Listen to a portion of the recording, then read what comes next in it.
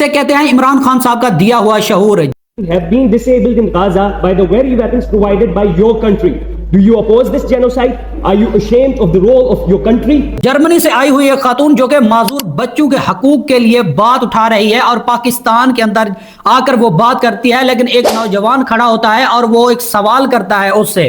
वो क्या सवाल करता है? वो ये सवाल करता है कि आप जर्मनी से आई हैं इधर माजूर बच्चों के हकूक का ख्याल रखने के लिए और उनके हकूक की बात करने के लिए, लेकिन मैं आपसे सवाल करता हूं कि आपका जर्मनी मुल्क जो कि इजराइल को 30% वेपन देता था सिर्फ इसलिए कि फलस्तीन के मुसलमानों के ऊपर जुल्म किया जाए, फलस्तीन के ऊपर तशद्दुद किया जाए। मैं आपसे सवाल करता हूं कि 15 से 20 हजार बच्चे जो कि फलस्तीन के अंदर माजूरी की लाइफ गुजार रहे हैं और उन बच्चों को तो गिने बिना जो कि शहादत का रुतबा पा गए हैं, शहीद हो गए हैं, मैं उनकी बात कर रहा हूं जो कि अभी माजूरी की हालत में हैं। जरा उनके बारे में आप क्या कहना चाहेंगी और आप अपनी कंट्री के बारे में भी क्या कहना चाहेंगी कि अमेरिका के बाद दूसरा बड़ा मुल्क जिसने इजराइल को वेपन प्रोवाइड किए, वो भी जदीद किस्म के, कि आप फलस्तीन के ऊपर जुल्म करो, फलस्तीन के ऊपर जो है ना बमबारी करो। लेकिन आप इस बारे में क्या कहना चाहेंगी? लेकिन कहते हैं ना कि हमारे आकाओं के आका आए हुए थे तो उनके ऊपर यह सवाल उठाना उस नौजवान को महंगा पड़ गया। बहुत सारे लोगों ने उस नौजवान को उसी वक्त यही कह दिया कि आप इस सवाल करने की हकदार ही नहीं है,